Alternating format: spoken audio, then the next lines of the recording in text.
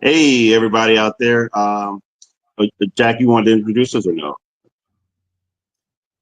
Well, wow, what a sloppy way to start the show, J Train. Don't you take instructions? I told you to start it off and you said okay, and now you choke when you come on live? Come on, man. Get with it. This is J Train and Jack Hirsch doing the Mac and Jack and James sports memory shows. If you want to talk about a J Train, I'm more of a J Train than James is. I've been around longer. But this is a memory show where we go back in time, talk about some of the sports legends of the past. And, you know, when we're done with that, any time left over, there's a lot of regular sports news that James and myself are going to get into. And today we're going to have two sports legends in particular with James and myself. James is going to talk about first John Mackey, the great tight end of the Baltimore Colts, one of the best tight ends, in my opinion, to ever play the game. And I'm going to talk about my boyhood idol after that, Mickey Mantle. But let's get it started, J Train, with John Mackey. Okay, I won't follow this up. And my apologies for that bad introduction there. You fumbled, James. We called the play in the huddle. We called the play in the huddle. Then I tried to hand it off, and the ball hit off you because you didn't have your hands to grab the ball. But the other team didn't recover. Someone fell on the ball for us. I think it was Max, so we still have possession. And in this juncture, what I'm going to do is the same thing that John Mackey did in the Super Bowl when he caught the deflection and went 75 yards for a touchdown. So, look, John Mackey, I think, even though it wasn't during my era, just all my research and what I've watched with this guy, to me, I agree with you, is one of the greatest, if not the greatest, tight end to play the game. The reason why I say that because he revolutionized the position at the time when it was played. It wasn't like even though he didn't end up with the most yards as a tight end, it's just the way he played the game. He started out at Syracuse. He played 3 seasons there, and he totaled what I would say about 427 yards. 300 and some odd yards was in his junior season, and he had about 5 to 10 touchdowns, I believe. And look, this guy wasn't the prototypical tight end. He also changed positions at Syracuse University, where he went tight end, he went running back, and he also went wide receiver. In his first year there, he played with the Heisman Trophy winner, Ernie Davis.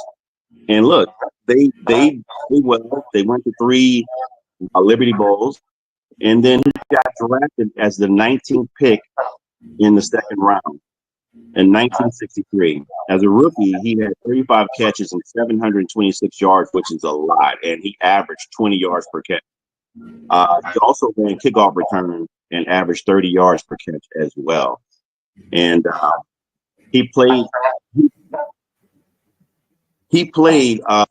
one of those seasons he played 10 seasons in the NFL with the Baltimore Colts, which they went to Super Bowl 5.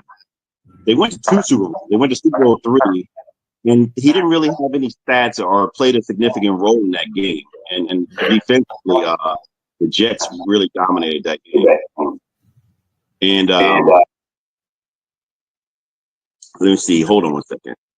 Well, Super Bowl 3, when the Jets upset the Baltimore Colts, it's the only Super Bowl that the Jets went to in their history. And the thing about that game was, being as big a Jets fan as I am, I got to tell you, the Baltimore Colts really did have the better team, but not on that day. You could lose everything on that day. We've seen it happen in other games and other elements of sports, like the New England Patriots when they were unbeaten. They had a better team than the New York Giants, but the Giants were a little better the day of the Super Bowl. When the Russians played the United States in the Olympics, when the Lake Placid 1980, the Russians had a much better team. And Herb Brooks, their coach, said it best. If we play them 10 times, they might win 9. Yeah, they absolutely would have won 9 out of the 10. But the one game out of the 10 that they could lose, they lost. I mean, what are the chances of that happening? But John Mackey, I remember in Super Bowl III, it was a huge upset. Now, the Colts were favored by 18 points, James. 18 points. And John Mackey came up with the best line after the game. He said, we thought we had the game won beforehand. And he says, when you've already thought you won the game before it's played, you've got trouble. You're in trouble then. And that was the Colts' mindset. They just had to play the game to collect their championship. They didn't have to earn their championship. They had to play it. And John Mackey wasn't a factor in that game, ironically. I don't know why. Earl Morrall, was their starter. Johnny Unitas was the real starter, but he was injured and he came in the game late on, as a hurt quarterback. He got hurt during the season, but he was ineffective. But John Mackey, great blocking tight end, James. That's the thing about him too. And I'm going to tell you who a little, and then I know you have more on John Mackey, but I'm going to give you a comparison reputation-wise. He was the Travis Kelce, George Kittle of his time, of his era. Him and Mike Ditka. Those were the two famous, really tight ends. There were others too, but I think Mackey and Ditka kind of led the class as far as fame went with tight ends. Yeah, I mean, he amassed 331 receptions, 5,236 yards, and he averaged 15 yards per catch, which was second all time at the time when he retired. He got into the Pro Football Hall of Fame in '92. He had 38 touchdowns as well. He won that. He helped win that championship with that deflection reception, which someone did in Super Bowl V. Yes, deemed as the original immaculate reception in '71. But yeah, they went on to win 16-13 against the Cowboys with the last second. The name of that game was, they called it after the Blunder Bowl because of all the turnovers. It was called the Blunder Bowl. But that'll give you an idea of how good that Colt team was that lost to the Jets. 2 years after losing to the Jets, the Colts were not the same team that they were. They were, I don't want to say they were a shell of themselves, but they were a faded team. They were long in the tooth compared to what they were, yet they won a Super Bowl. Past their prime, they won a Super Bowl.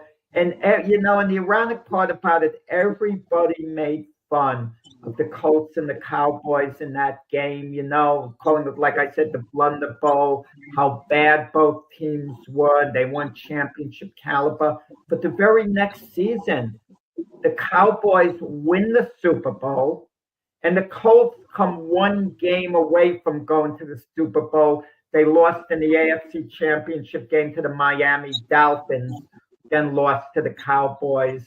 That was the start of 3 Super Bowls in a row that the Dolphins went to. And the season after that, they won beaten, and then they repeated as champions. So we never think of the Dolphins having gone to 3 Super Bowls in a row. We just think of those 2 seasons, the unbeaten one and when they repeated, but we never really think about them going to the Super Bowl the year before the unbeaten, run. I mean, I agree with you, Jack, in regards to them being long in the tooth. I mean, this was at this time when they went to the Super Bowl. This was the 9th season for John Mackey, and he was almost a shell of himself towards that time in his career. I mean, if you look at the stats, he only had like 110 yards for the season. Maybe I think someone due to injury because he hurt his knee, and he got put on IR. Because he wanted to get traded. He already lost his starting position around that time, and he wanted to get traded. And he was also the NFL PA. So, and he was the first NFL PA. He was the first NFL PA for the NFL. But that position was I think meant to just like kind of just keep everybody in the cage, so to speak. It wasn't, but he actually utilized the position to actually get things done for them.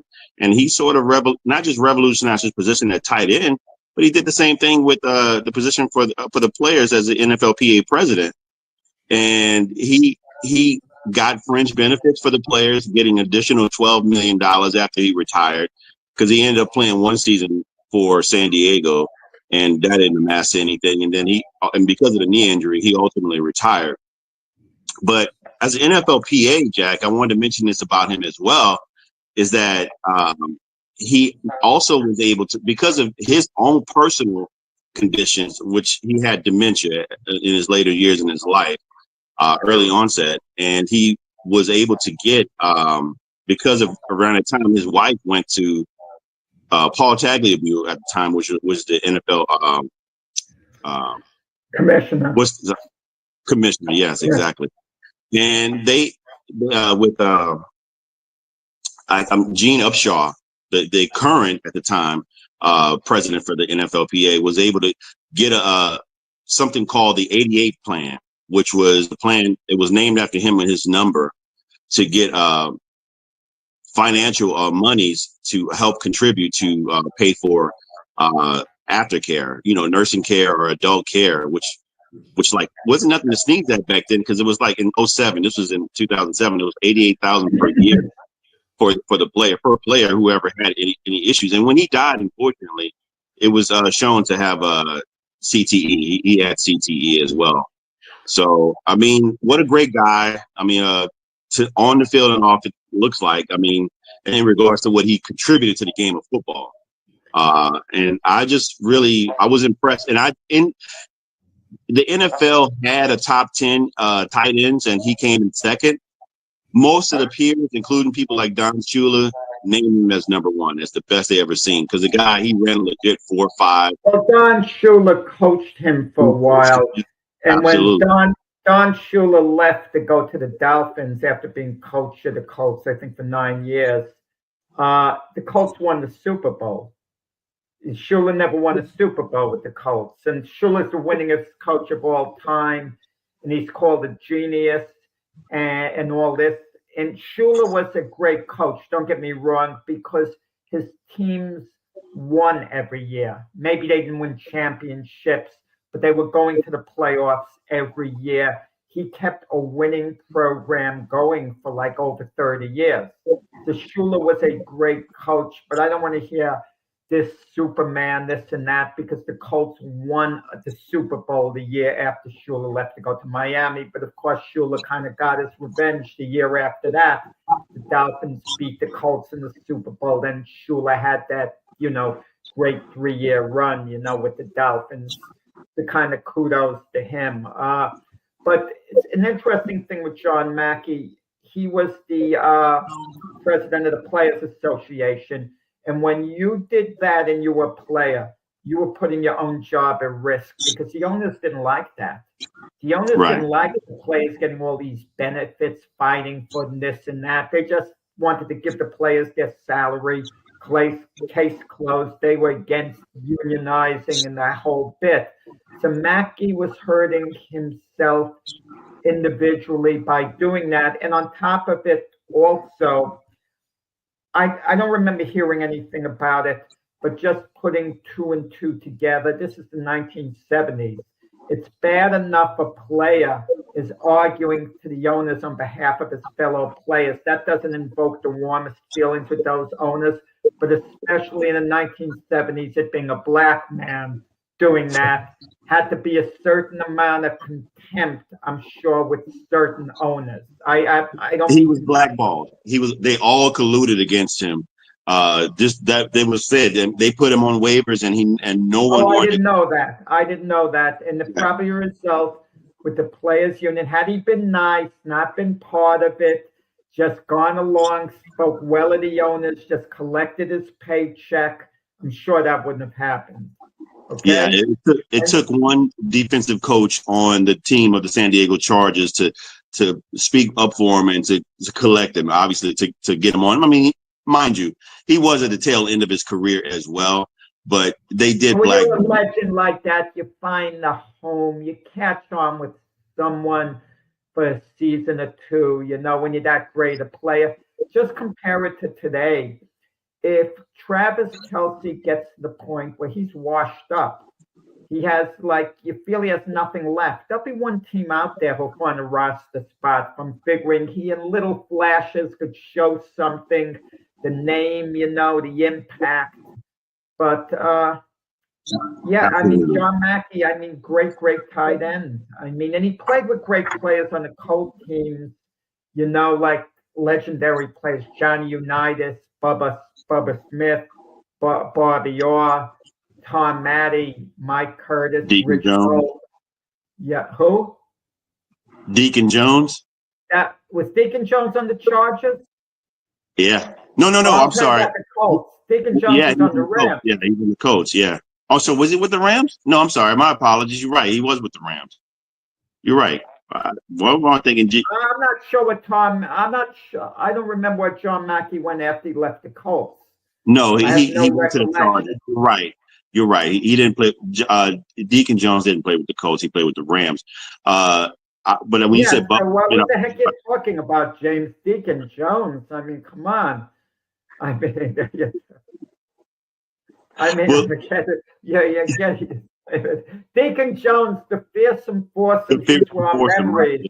Him, Merlin Olsen, Lamar Lundy, and Rosie Greer, the fearsome foursome. Absolutely. Yeah, man, they had one of the great defensive fronts in NFL history, yet they couldn't get by the Green Bay Packers. They couldn't get by the Minnesota Vikings. They never quite got to a Super Bowl. So... some accolades. I'll just give you this, and we can go on to your next step. John Mackey, obviously, he was a Super Bowl champion. They had opportunities to get there. They went to 4 AFC championships, but they had and they lost the Super Bowl in Super Bowl 3. But he had 3. That was the NFL. That wasn't quite the AFC. AFL, right? Place, right. 2 years. Super Bowl 5 is when you had an AFC and an NFC. What had happened in Super Bowl 3, it was the AFL against the NFL. So they decided on a merger, after that or right before that. And by the time Super Bowl 5 came along, it was ironic that the Baltimore Colts, who were part of the NFL during their whole history, were not part of the AFC. In other words, the AFL teams that were absorbed into the AFC took 3 NFL teams on. And the 3 NFL teams were, the Colts were one of them. So now the Colts are playing the Cowboys, and we lost the AFL-NFL field because in reality, everyone felt it was 2 NFL teams now playing in the championship game because the Colts beat the Raiders in the AFC championship game. Had the Raiders beat the Colts and had they gone on to play the Cowboys, it would have felt like a continuation of the AFL-NFL. And a lot of us, James, felt deprived that we lost that rivalry. The AFL, NFL, it was kind of gone for good. It was fun, when it lasted, the upstart AFL coming on. It was kind of like the ABA if they were playing against the NBA. But once, the NBA absorbed some ABA teams, it didn't have that same feel as before. Could you imagine ABA against NBA? You have Dr. J representing the ABA, Rick Barry. You bring them onto the court to compete against the best of the NBA. It's going to be darn competitive, and the NBA would be nervous, against this upstart, league. And the world would have had more viewership of a person like Dr. J because a lot of those games didn't have network TV. So you would have seen a lot more of the stardom that was there versus the folklore or legend of Dr. J. I couldn't really believe that there wasn't a lot of footage of him back then. It was just a lot of, hearsay. Most people just talked about him. Yeah, well, that's a great point. But you realize it's been less than 50 years where the NBA has been well known. It seems a lot less than 50 years. Not until Bird and Magic did it really take off, in the early to mid 80s. So, because the 1980 NBA championship series between the Lakers and the 76ers, and the 76ers had Dr. J. The Lakers had Magic Johnson. The finals, Game 6, where the Lakers wrapped it up, that was on delayed tape. Delayed tape. Network TV didn't even show it live. Isn't that hard to believe now? That's unreal, right? All the money that's involved there, you would think that, I mean, obviously they didn't have that in their mindset back then, to say that, like, wow, viewership is what brings in the dollars. Obviously, share of revenue. Now you got so much money now. People are making hand over fist. I mean, when I say people, I mean players. So it's just unreal that wasn't thought of back then, or at least it wasn't implemented. But getting back to just the finals of, I mean, the stats of John Mackey, he was a 3-time first-team All-Pro, 5-time Pro Bowler, NFL 60s All-Decade Team, All 50 Anniversary Team, and 100 Team, Baltimore Ravens Ring of Honor, and he also has his number 88 retired in Syracuse. Great player. I want to ask you. I want to ask you a question. It has to do with the Baltimore Colts, the Indianapolis Colts. The Baltimore Colts had this great theme song. I mean, you got to Google it. I'll just hum it. Like the Baltimore Colts moved the ball across the line. It's an eloquent song. And it was their kind of fight song that the Baltimore Colts always used to play back in the day. Now, tradition-wise, what carries more weight? The Baltimore, to think of the history of the Baltimore Colts, is it the Baltimore Ravens because they're in the same city, or is it the Indianapolis Colts? Because I remember Peyton Manning saying, when he was in the Indianapolis Colts quarterback, he wishes more of the guys from the Baltimore Colts, would embrace them and the tradition and the whole thing. And I'm thinking, you do have the Colts name, but you're Indianapolis. And what bothers me, and I don't know if this bothers you, James, when a franchise moves, I hate when they take the name with them. Indianapolis should not have taken the Colt name with them. And say what you want about Art Modell, the Cleveland Brown owner. When he moved to Baltimore, moved the team, he didn't take the Brown name. He didn't make them the Baltimore Browns. He left the name for Cleveland, for the fans to still have that name. I hate it when a team kind of takes the name.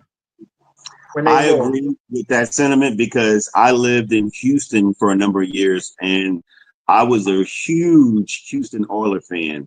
And when they left, they took the name with them and went, and then ultimately changed. And now the name is just defunct because at the time when they had the name, I think that the Houston Texans came out as a franchise before they changed the name back to the Houston name to the Titans.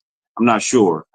I think that's what happened. And then that name is just, I would hope, you would think that Houston would go ahead and take that name back and just use it. But I don't know what the issue is. But I miss the Oilers name. It was a great name. And, it was nostalgic. with players like Mike, was it Mike Rozier? And who was it? I can't even think. Warren Moon, Earl Campbell, guys like that. Bum Phillips, the coach. Just names like that. It's nostalgic. But you're right. What would the Cleveland? I couldn't even imagine another name for that team versus being other than the Browns. It's just nostalgic with all the great names, great teams they had with Jim Brown, Otto Graham. It's just hard to really just say that I can hear Cleveland dogs, I guess. They are the dog pound, but it'd be a weird name still instead of being the Browns. You're making me think now the teams that never went to a Super Bowl, and Houston never went the city to a Super Bowl. Okay, the Oilers or the Texans, and maybe this will be the Texans. Yeah, I'm just saying it because I predicted in the beginning of the year that they were going to the Super Bowl. The Lions have never been to a Super Bowl. They certainly, a setup for it finally this year. Cleveland Browns have never been to a Super Bowl. So there's certain like cities who've never been there. I mean, the Browns did have an NFL championship in 1964, a few years before the Super Bowl came into existence. That's why sometimes I think to myself, it just wasn't called a Super Bowl, but they won an NFL championship. Like we're hearing about the Chiefs this year, and everyone is saying they have a chance to make history, being the first team in history, to three-peat, 3 Super Bowls in a row. Well, the Packers won Super Bowls 1 and 2. They didn't win Super Bowl 3, but the year before the Super Bowl, they won the NFL championship. Isn't that the same thing as 3 in a row, the Chiefs? The year before was called the Super Bowl, they won it, and then they won Super Bowl 1 and 2. So not only that, when you mentioned the Packers, they won several championships. I think they won like 7 of 8 before that, or some dominant number. It was unreal. 5 out of 7, before, But I'm just saying the way history sometimes plays out. A lot of times it's circumstance. A lot of times there's like a bit of luck going on. Like you even look in baseball, James. All the championships won, with the Yankees, this and that. Well, if the Yankees had the playoff format in past years that they had today, would they have still won the championships? Perhaps Probably they not. would have. Yeah, but the one year they didn't win, 1954, they won where they got beat out. At that point, there wasn't a playoff format. You just went to the World Series, American National League. The Yankees won more games than they won the years they won the championships during the regular season, yet, didn't go to the World Series, which is a good segue into talking about my boyhood idol, Mickey Mantle. Okay? And Mickey Mantle, I'm going to tell you, James, of all the athletes, okay, in my lifetime, the only one I think you can really put on Mickey Mantle's level completely, who maybe surpasses him, would be perhaps Michael Jordan. Perhaps. Okay? I mean, we'll agree. The big name athlete now who's really popular, who's retired, would be Derek Jeter. Would we agree with that? Very popular. Derek Jeter's very, very big. But we both agree that Michael Jordan's clearly bigger than Derek Jeter. I mean, clearly. So take my word on it when I tell you Mickey Mantle, Derek Jeter, both Yankees. It's not really close as far as who's more iconic, who's bigger, who was more popular amongst Yankee fans, okay? I mean, Mickey Mantle was worshipped. The difference is a guy like Derek Jeter's idolized. Mickey Mantle was worshipped, I mean, as a little kid, there was his charisma was off the charts. He was like this mythical figure. And when Mickey Mantle would get up to bat, and I'll make a comparison, it would be like Aaron Judge today. If you're a kid and you're a big Yankee fan, and your mother calls you to come to the table for dinner, and Aaron Judge is up, you're still by the TV. You go, one moment. You have to wait until the at-bat is done. I don't know, have you ever had an athlete in your lifetime? You just have to wait until he's done with his at-bat, his possession or whatever. I mean, that was Mickey Mantle. I mean, he was just, and Mickey Mantle was the guy, and he was hurt a lot. Unfortunately, it happened in 1951 when he came to the big leagues. He was in right field, and Joe DiMaggio was in center field. And ironically, Willie Mays, who was a rookie, hits a fly ball. And Casey Stengel, the Yankee manager, told Mickey Mantle, who was a kid, you get every fly ball out there because DiMaggio isn't quite the outfielder he once was because he lost a couple of steps.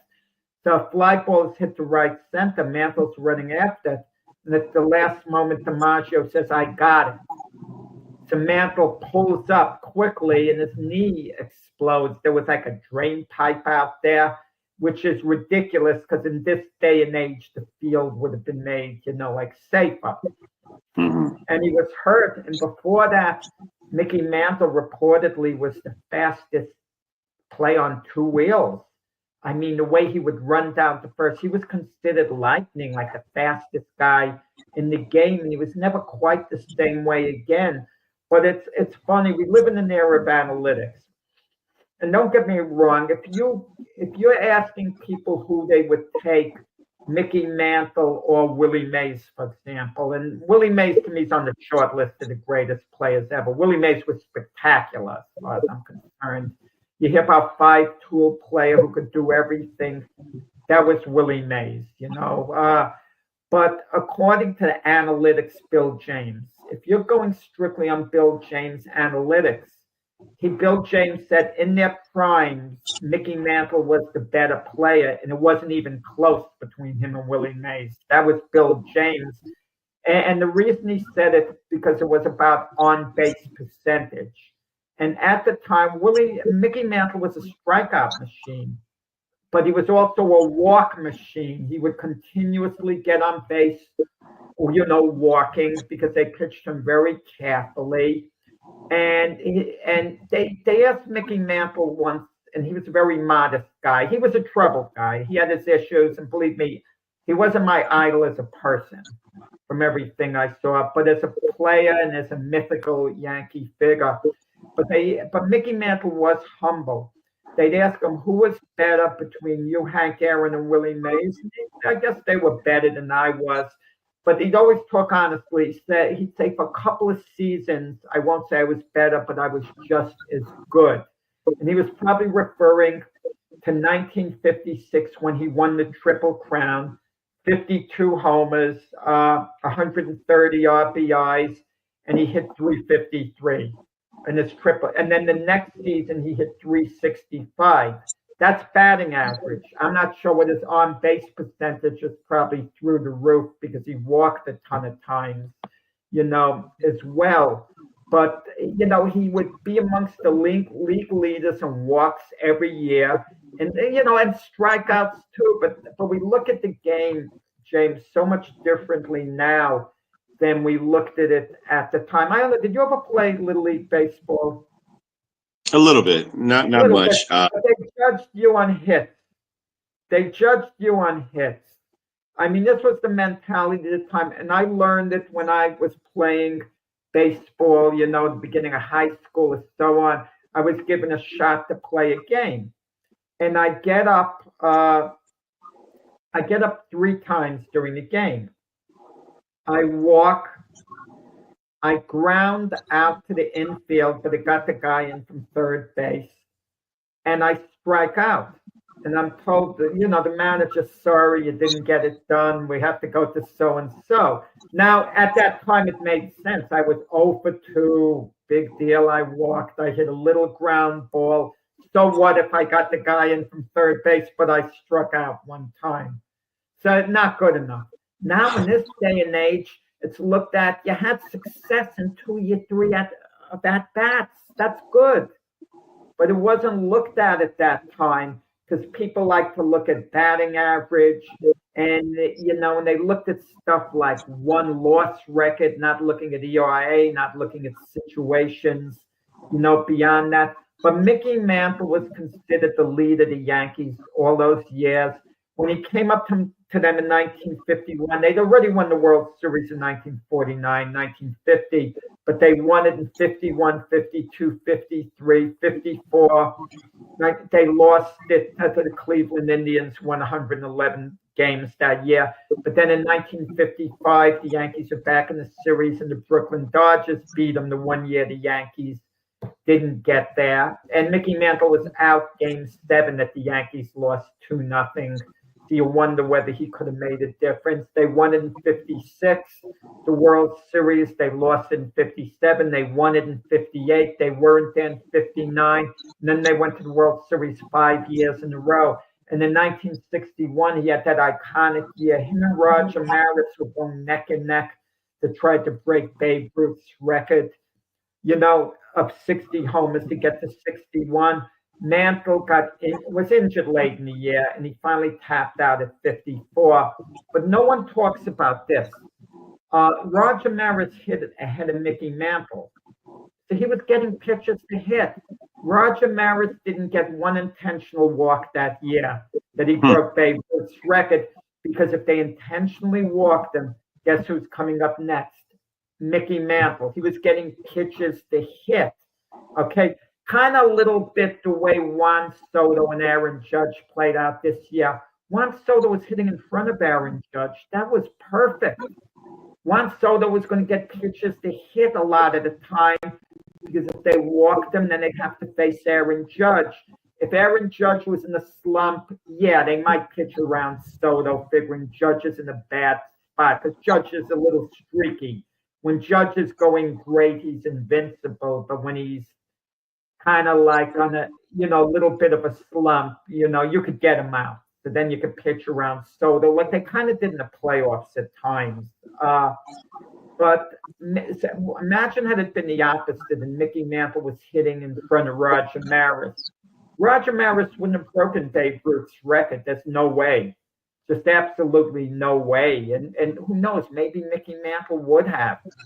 But this isn't to diminish Roger Maris, who was a terrific player, who the year before he broke the record, him and Mickey Mantle got into the closest MVP race in baseball history when Maris edged him out. But Mickey won 3 MVPs, outside of that. And at 1964 was his last hurrah, James. The Yankees won the pennant. They lost in 7 games to the Cardinals. Mickey Mantle hit 35 homers, knocked in 111 runs, hit 303. Then the last 4 years were hard to watch. He was a broken down player, and he was a big fan favorite. He would hit between 20 and 25 homers. He'd hit about 250 or so. His last year, he hit 236 and 18 homers, and he retired at the end of the 1968 season. And the sad part about it, and this is what bothered Mickey Mantle the most, because he hung around 4 extra years, his batting average dipped under 300 to 298. That's what always bothered Mickey Mantle a lot, not retiring as a 300 hitter, which he really was in his prime. But you hang around too long, that's what happens. And off the field, Mickey Mantle had issues. He had issues. He was never friendly with the fans. It wasn't his, he wasn't the type who would ever acknowledge the fans. And he was buddies with Billy Martin. Mickey was a big drinker. He would be carousing around, and, in his personal life, left a lot to be desired, which he admitted, late on, in life. He should have been better in that regard, not to use him as a role model. Mickey was a humble guy, who didn't have much of an ego. But he could have done things differently, and he was injured all the time. And that's that famous line that he had, because his, family, they worked in the mines, and they breathed in all the poison constantly, and they didn't live that long. And Mickey didn't think he would. And he said, if I had known I would have lived this long, I would have taken better care of myself. That was Mickey Mantle's line that he had. And legendary player. Short list of legendary players, but when you talk about the most popular baseball players of all time, I mean, Mickey Mantle, is towards the top easily, still to this day. Jack, it's funny that you mentioned at the tail end of his career, those numbers. Look, man, it must speak volumes on how much of a great player he was, because those numbers for some average players, that's their peak, and 25 homers and, a 250 batting average. I mean, some guys dream of having those type of numbers because they can't get that. You listen to me patiently. I just want to make one quick point. The numbers then add to them, because when a guy hit 25 homers then, it's like hitting 33 homers today. You know what I mean? The numbers like are bigger there. You know, it's more of an Right. impact. Yeah, I'm sorry I Right. cut in. Listen No, patiently it's with okay. me. It's okay. It's okay. But I mean, because I mean, obviously, you have a far greater knowledge of baseball than I do, man, and I really appreciate listening to everything you say about it. I just think, wow, that's just impressive, and I also give kudos to a person like this because look, I think at the end of the day, we're all human, and who knows if the guys. I mean, you say he drank, he could have been an introvert. He probably couldn't stand the limelight. You know, a lot of times, I think like to Deion Sanders. Deion Sanders, his persona is a lot different than the person he is outside of football. I bought his book years ago when he almost had an issue about which, unfortunately, you know, unaliving. They can't say the words online anymore. Unaliving himself, and he was really depressed. And so you think you a lot of times people equate what a person really is in real life with what their persona is in entertainment and sports. And who knows what he might have been dealing with. I mean, brother, he was like you said, drinking and stuff like that. I'm not making an excuse for him because again, at the end of the day, you elected to choose his life and go into that sporting arena and deal with the media. So you got to take the good with the bad, but at least he acknowledged it. Like you said, towards the end, he could have done a little bit better with there. And then it's because some people go to their grave not acknowledging anything about their life and having any contrition or anything like that. So We I have mean, public personalities, James. I don't know whether we should consider this or not. You know, someone's personal life, what they do. Where's the line that it stops? For example, if you're a fan of the New Orleans Saints, okay? And if you hear one of the players you find out he's a wife beater, are you going to be rooting for him Sundays? You want your team to win, but where's the limit? And then someone might say, well, what takes place off the field should be irrelevant. You shouldn't consider that. You should just pay attention to the football. I mean, Mickey Mantle was, I don't want to say a deadbeat dad, but he ignored, basically he admitted late on he wasn't there for his kids, at all in any way. The way Mickey, and the ironic part about it, Mickey Mantle's dad and him were extremely close. That's the ironic part about it. okay. And Mickey Mantle just wasn't accommodating to fans. Just wasn't Yeah, accommodating in any way. I wouldn't acknowledge him. I and it's up to the individual player, like what they want to do. Who they want to acknowledge. Look, I saw a warm clip on social media, which I got a big kick out of. It probably took place last year. Freddie Freeman had his little kid, and they were out trick or treating, and they came across another little kid who had on Freddie Freeman's jersey and his number on. He was Freddie Freeman for Halloween. So Freddie Freeman said, "Hey, are you me?" And then he asked the parent, for the photo to take the picture so they could have it. And the parent, you could tell, was all excited, nervous, like, oh yeah, they're bumping into the guy itself. Stuff like that's absolutely like heartwarming. it is. And I agree with that. I mean, but not every person is the same person like that. I mean, there's so many different personalities. A lot of times, some people, like I said, Freddie Freeman made sure to make that time, and he had a kid. That is heartwarming. That's what you want to see, but that's not always the case. And again, I'm glad that a person like Mickey Mantle could at least acknowledge it. Some people, like I said, won't even acknowledge that that was an issue or anything like that. I mean, and I don't know how long has he been gone? When has he passed? oh man, I don't remember the exact year. You could Google it up long ago, but the thing is, they had that great movie. If I don't know whether you have time to watch these movies, but I would recommend this movie for you to see if you have time whenever in the future. 61, it's called, by Billy Oh, Crystal. You could get it on YouTube. It shows yeah. about the home run race in 1961, Mickey Mantle and Roger Maris, and it gives you like a good idea, how Mickey was, because Billy Crystal, major Yankee fan, big Mickey Mantle fan, but he basically portrayed them the right way. And even the actors look like Mickey Mantle and Roger Maris. It's like scary. Wow, how did they get two guys to to look like the actual guys. Too. You could, I mean, it's just great movie, great movie. Yeah, I've heard it. I'll have to check it out. I haven't seen it. Okay, James, baseball free agency. Have you been following it at all? I'll be honest with you, no, I have not. But I understand. I listen. The Juan Soto's at the top of the list. Yeah. And so you can tell me what's going on with him. I haven't heard. I don't think there's any major moves has happened yet, right? I kind of wonder sometimes. I like to play GM. I like to play agent. I'll tell you, I don't know what to make out of the Juan Soto thing as a Yankee fan. A part of me will be relieved losing him.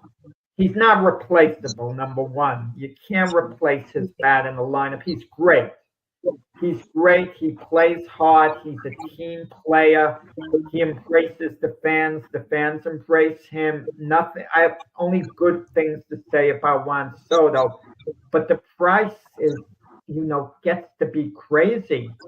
You have to know how much you're going to pay a guy. You're going to make him the highest paid Yankee in history, regardless, on a very long-term deal. But these teams keep bidding against one another. They're shooting the price up. And you're talking about something like a 15-year deal. You want to give a guy a 15-year deal. He's 26 now till he's 41. And I think with all these contracts, James, maybe you could think of an example for any other player. Is it really going to be worth it? How many guys are fulfilling that contract once they get up to be about 40? Now, there are rare exceptions. If you signed LeBron when he was age 26, someone said sign him to a 15-year contract. At age 26, they think, no, when the guy gets to be about 36, he'll be losing it. It would have been worth it with LeBron, now we see. But with Soto, it's like an albatross. And some people are comparing him to Ohtani. Sign him this and that. But the difference is Ohtani is a major box office draw. People like to see Soto, but if Soto's on the Yankees and the Yankees are in town, for now the town team, it's the name of the Yankees, the lure of the Yankees, where people come to see them. And Aaron Judge's name, at least right now, has a little more impact than Soto's for a fan out of town. Oh, I want to see Aaron Judge with the Yankees. They're going to say that sooner than they would say, I want to see Juan Soto with the Yankees. Now, Soto is great. I'd love to have him back. Personally, I think he's going to the Mets because the owner, Steve Cohen, has incredible wealth. Steve Cohen can afford to lose $1 billion in his baseball operation. He can afford to lose it. The Yankees have a completely different attitude. They don't feel, baseball's where they make their money. And even though they're very wealthy, they can't have the attitude, oh, we can afford to lose a lot of money. We don't care. They're also running it like a business. They have to run it like a business. And this is what bothers me, James, about fans. Fans will say, just give them this. Just give them that. Fans play with monopoly money. And it's frustrating because fans just don't get it. They just don't get it. And then they start second guessing afterwards when things don't work out. It's like in the sport of boxing. After the fight's over, everyone predicted it the right way. You hear all these people coming out just like I thought it was going to be, just like I predicted. And the guy I do the show Glove Fist with, Frank Laterzo, he once put up an angry post. He says, make your predictions right now because I don't have any patience for anyone who's going to say after the fight what they thought was going to happen. I want to hear it right now or just shut up. And that's the way to do it. Exactly. Right, exactly. Make a prediction. If you're wrong, it's okay. You're wrong. But don't afterwards. And we hear that all the time. These play-by-play guys in the NFL, after players run and it fails, or a coach makes a decision and it backfires, they're going to say, I don't understand how he could have made that decision, blah, blah, blah, blah, blah. Like if Dan Campbell is making a decision, like in the Packer-Lion game where James, he's gambling beforehand, Call them out on it. Say this is dumb. It makes no sense. Really rip into them. But these commentators, they'll wait till the play's over. Then if the play's successful, they'll go very easy. But if it's not, they'll come down hard. A lot of people, like the fans, also consider people like Dak Prescott to be a bad contract because of him getting paid that amount of money. I disagree with that. I think he got paid what the market value was, and that he's a franchise quarterback. You know how hard it is to get a franchise quarterback? It's one of the most difficult things. I mean, besides getting a great left tackle as well. It's just hard. It's just very difficult to find somebody that you can have for 10, 15 years to play lights out, at least 5 to 7 of those years being a peak during the peak years. It's really hard to do.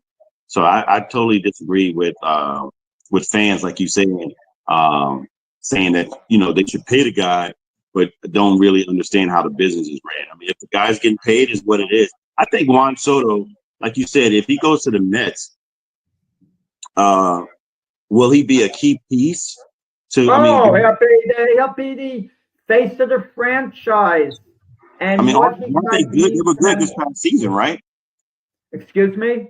I said they were very good this past season, right? Oh, they came 2 games away from going to the World Series. It's going to be hard for them to achieve that again. They lost some starting pitching, but they signed Frankie Montas, Clay Holmes, who they're going to put in their rotation. So they might be okay, but there's several teams that could go to the World Series. Getting back Dak Prescott, you used him as an example. Jimmy Johnson recently said, I never would have given him the contract. And Jimmy Johnson gave good reasons why.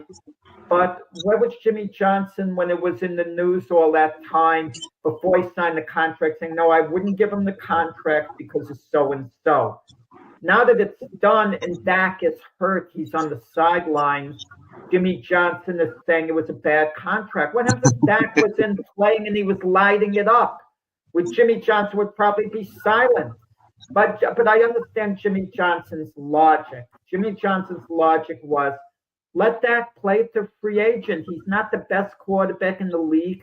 Another team he's not going anywhere in all probability. And you could give him the money then. No one's going to really outbid you at the time. Not for Dak Prescott. He's not Patrick Mahomes and Josh Allen. Let's be honest about it. He's just not as good as those guys. And now was the logic, with Jimmy Johnson, with Dak Prescott. But then when Dak was unsigned, you had critics like Stephen A. Smith starting to play the race card, saying, well, he signed Tony Romo to a contract. I wonder why. And like he's inferring because Romo was white and Dak is black, he didn't want to give him the money. I mean, come on. I mean, Stephen, and I love Stephen A. Smith to listen to him. I think Stephen A. is a good guy to hear on the air, okay? I think Stephen A. likes to play to, an audience who wants to maybe hear what he has to say. And I find him entertaining and knowledgeable a lot of the time, too. But, the narrative, what the narrative bothers me in sports, too, with players and coaches, James? I don't know what you think about it. If you sign a contract, let's say for 4 or 5 years, why, when you have a year left on the contract, is everyone pressuring you as an owner to sign that person to an extension? You're not obligated to do that. They still got a year on their contract.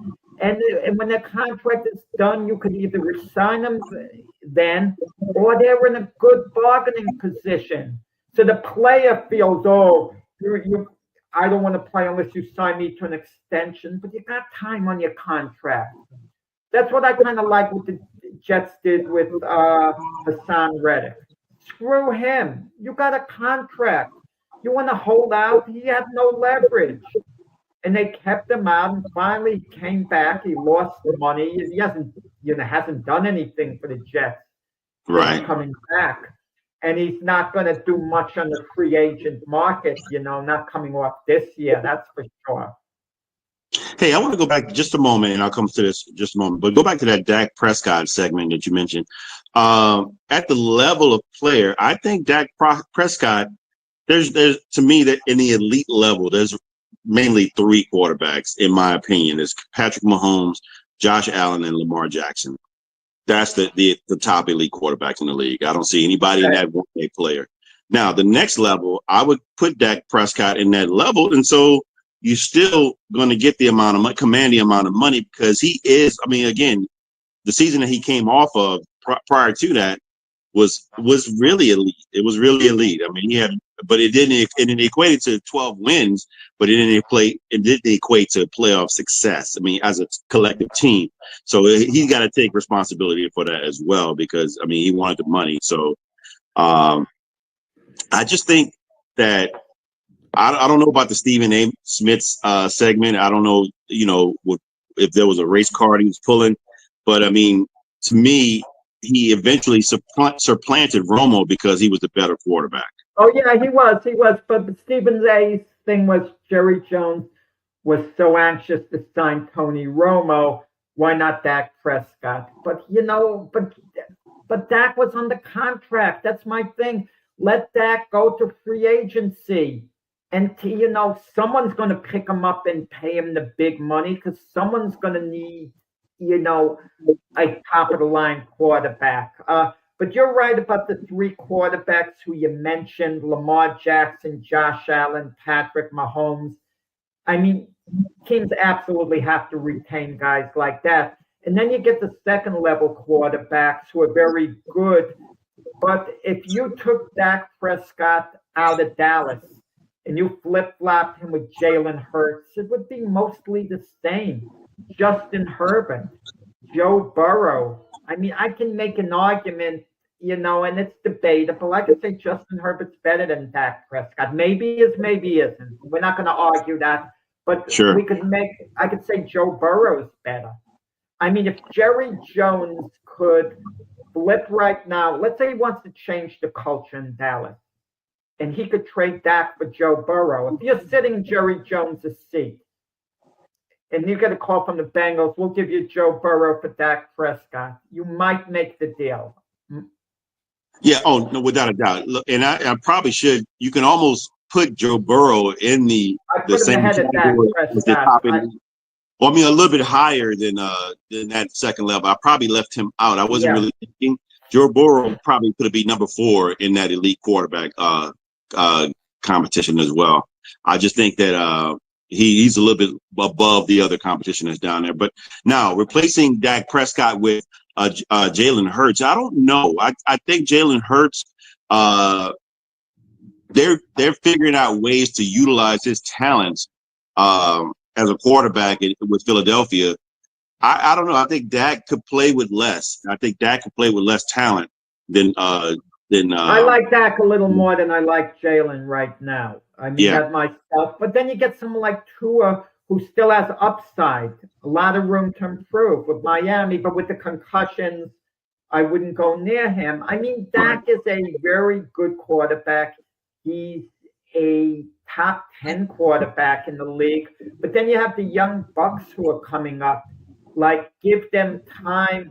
We'll see how good they're going to be. Caleb Williams, Jaden Daniels, Drake May, Bo Nix, who's, having a good year there. And we haven't seen J.J. McCarthy and Michael Penix, the other two drafted. No, I don't agree that they that you have. Come on, Ray. Josh Allen is great. You put Josh Allen has taken the whole Buffalo Bill team and he's put him on his back this season. Come on. Yeah, so I mean, I think what Richard is trying to say is that Dak Prescott is probably similar to those guys in that regard. I just don't. I mean, look, Dak Prescott was taken fourth. I mean, he was taken in the 4th round. He's exceeded expectations in regards to who he is, and he's going through the ceiling in regards to the potential. But I think he's capped now. I don't think you can really do much more with him than what he's doing. Those guys, to me, it seems like they have another notch, a level that you can get to. I mean, but with that argument, though, let's go back to basketball. We're talking about. I know we got a little bit of time, but Yeah, about a minute. Yeah, Michael Jordan versus Charles Barkley and those other guys. It just Jordan was in their way. So Patrick Mahomes was just in the way of a guy like Josh Allen. I mean, like I said, that 13-second 2021 divisional round, he came back and won. But Josh Allen played the best game. Same with Jalen Hurts in the Super Bowl. Yeah. I mean, yeah, I understand what you're saying there, but sometimes it's circumstances. It depends the circumstance, that the player's in. And so, but Dak got his contract, and he's the Cowboy franchise quarterback until they draft someone at some point. But it was a lot of fun, these memory things. And James, you're not like Mac. You're durable. You could take whatever's thrown at you, from my way. So kudos to you. Okay, had a lot of fun, and see you tomorrow on the football show, 8 a.m. Eastern time.